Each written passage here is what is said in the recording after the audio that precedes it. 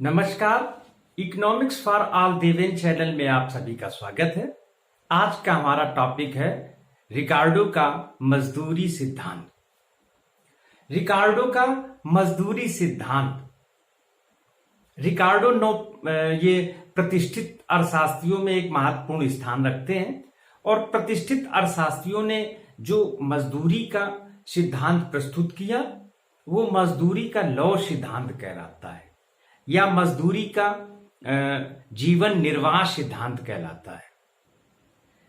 उस समय जब एडम स्मिथ ने मजदूरी सिद्धांत का प्रतिपादन किया तो वस्तु के मूल्य निर्धारण में श्रम का महत्व था। अब चूंकि लागत का एक बड़ा अंग था श्रम, तो श्रमिकों को जो मजदूरी दी जा रही थी वो इन प्रतिष्ठित अर्थशास्त्रियों का मानना था कि लाभ की दर को कम कर रहा है। तो इन प्रतिष्ठित अर्थशास्त्रियों ने मजदूरों को उतनी ही मजदूरी देने का सिद्धांत प्रस्तुत किया ताकि उनका जीवन यापन होता रहे, ताकि वो अपने इतनी मजदूरी मिले उनको कि संतानों की उत्पत्ति हो सके और उनका उचित देखभाल हो सके। इस कारण से इस जो प्रतिष्ठित अर्थशास्त्रियों ने श्रम का सिद्धांत प्रस्तुत किया, मजदूरी का सिद्धांत प्रस्तुत किया, वो जीवन निर्वाह का सिद्धांत कहलाता है। तो रिकार्डो ने मजदूरी सिद्धांत, अब चूंकि रिकार्डो एडम स्मिथ से प्रभावित था, एडम स्मिथ के प्रभाव के कारण ही भूगर्भ शास्त्री से अर्थशास्त्री बना। तो एडम स्मिथ के सिद्धांत जो प्रस्तुत किया उन्होंने, एडम स्मिथ ने, उसी सिद्धांत को माल्थस ने भी मान्यता दी थी और 1815 में टॉरेंस ने भी जो एडम स्मिथ ने मजदूरी का सिद्धांत प्रस्तुत किया उसको व्यवस्थित किया। बाद में रिकार्डो ने उसी सिद्धांत को वैज्ञानिक व्याख्या की। अब रिकार्डो ने वैज्ञानिक व्याख्या की तो सिद्धांत की व्याख्या, तो सिद्धांत में मजदूरी की बाजार दर, जिसे प्रचलित मजदूरी कहा गया है, यह मजदूरी वो है जो दैनिक रूप से श्रमिकों को मिलती है। मजदूरी की प्राकृतिक दर, ये वह दर है जो जीवन निर्वाह के लिए आवश्यक है। अब इस सिद्धांत की एक रेखा चित्र के माध्यम से हम व्याख्या करेंगे। तो एक रेखा चित्र हम बनाते हैं जिसमें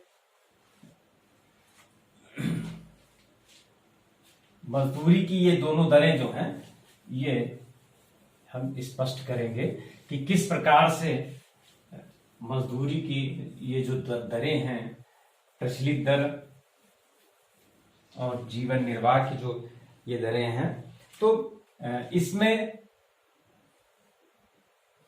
एक रेखा चित्र के माध्यम से हम समझने का प्रयास करते हैं।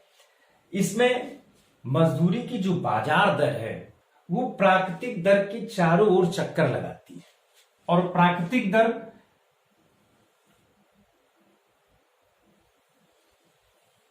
तो ये बाजार दर है, मजदूरी की जो बाजार दर है और ये प्राकृतिक दर है।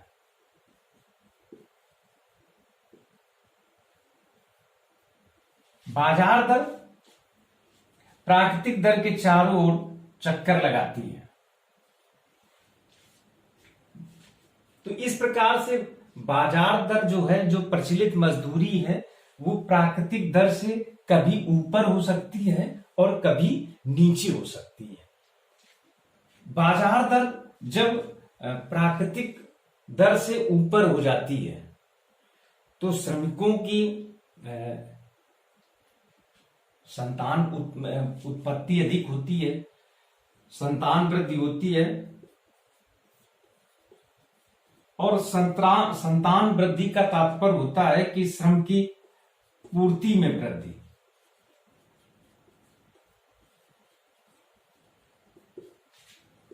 श्रम की पूर्ति में जब वृद्धि हो जाती है तो श्रम की पूर्ति अधिक हो जाती है मांग की तुलना में, तो बाजार दर जो है ये पुनः नीचे गिर जाती है, प्राकृतिक दर से नीचे आ जाती है या प्राकृतिक दर के समान हो जाती है।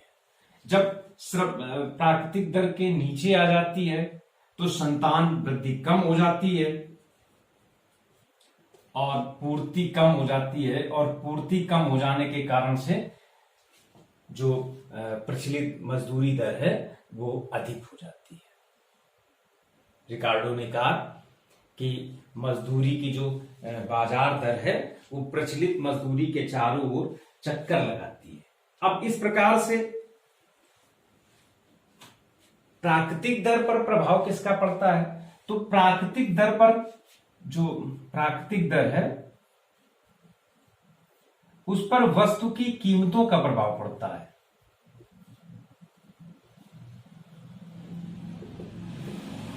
यदि वस्तु की कीमतें, ये जो कर्व है, ये जो वक्र है, ये ऊपर की ओर जा रहा, तो इसका यहां पे रिकार्डो ने स्पष्ट किया कि जो वस्तु की कीमतें हैं, यदि कीमतें अधिक हो जाती हैं तो प्राकृतिक दर जो है वो ऊपर खिसक जाती है, और जब कीमतें कम हो जाती हैं तो प्राकृतिक दर जो है वो नीचे की ओर आ जाती है। तो रिकार्डो ने कहा कि जो श्रम की जो प्रचलित मजदूरी है वो प्राकृतिक दर के चारों ओर चक्कर लगाती है।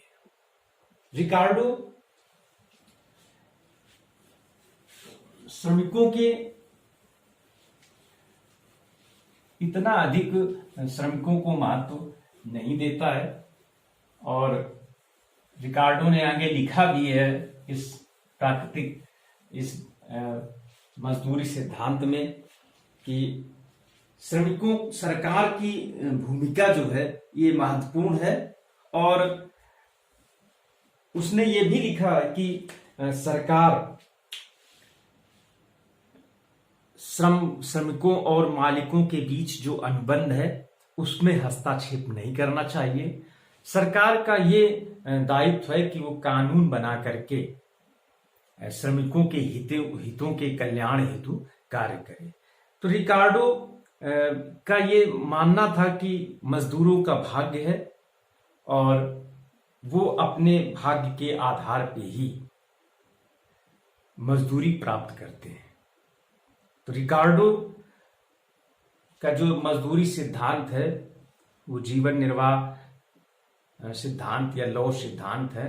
तो रिकार्डो ने श्रमिकों को अधिक महत्व नहीं दिया है। इस कारण से सिद्धांत की जो आलोचना होती है उसके निम्नलिखित बिंदु है कि इसकी मान्यताएं गलत हैं।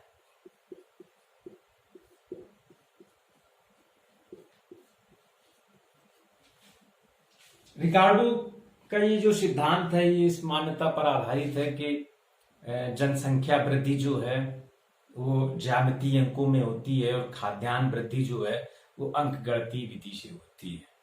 चूंकि माल्थस की परंपरा को रिकार्डो ने आगे बढ़ाया तो रिकार्डो ने अपने सिद्धांत में इस मान्यता को भी स्वीकार किया। रिकार्डो की ये मान्यता भी गलत है कि मजदूरी बढ़ जाने से संतान उत्पत्ति अधिक होगी, जबकि वास्तव में आधुनिक समय में ये देखा गया कि जैसे जैसे मजदूरों के रहन सहन स्तर में वृद्धि होती है, मजदूरी उनकी बढ़ती है, तो संतान उत्पत्ति कम हो जाती है। तो इस प्रकार से रिकार्डो के इस सिद्धांत की इस प्रकार से भी आलोचना की जाती है कि रिकार्डो ने इस मजदूरी बढ़ने से संतान वृद्धि की मान्यता को स्वीकार किया। और दूसरा ये है कि रिकार्डो ने कौशल में अंतर नहीं किया है।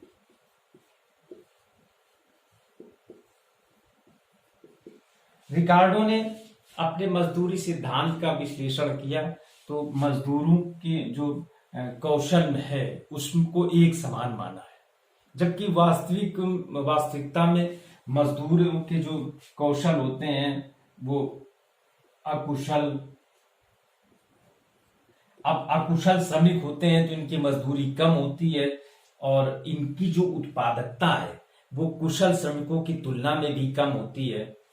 तो इनकी इस प्रकार से इनकी मजदूरी कम होती है। फिर अर्ध कुशल होते हैं और फिर कुशल। तो कुशल श्रमिक जो होते हैं उनकी सबसे अधिक मजदूरी होती है। तो रिकार्डो ने श्रमिकों के जो कौशल है उसको अंतर नहीं किया है, एक समान माना है। तो इस प्रकार से रिकार्डो ने जो मजदूरी का सिद्धांत प्रस्तुत किया वो इस प्रकार से प्रस्तुत किया कि मजदूरी बढ़ने से लाभ की दर में कमी आ जाती है। इस कारण से रिकार्डो के मजदूरी सिद्धांत को लॉ सिद्धांत भी कहा गया।